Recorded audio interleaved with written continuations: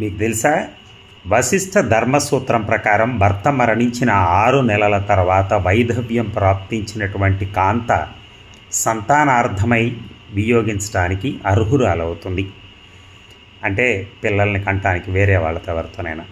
ఆ కాంత తండ్రి కానీ సోదరుడు కానీ మరణించిన భర్త కానీ సంబంధికులైన పెద్దలను బంధువులను సమావేశపరిచి సంతానం కొరకు ఆమెను నియోగించాలి.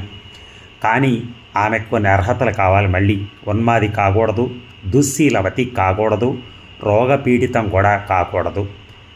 అలా ఉన్న ఆమె అలాగే వయోవృద్ధురాలు కూడా కాకూడదు.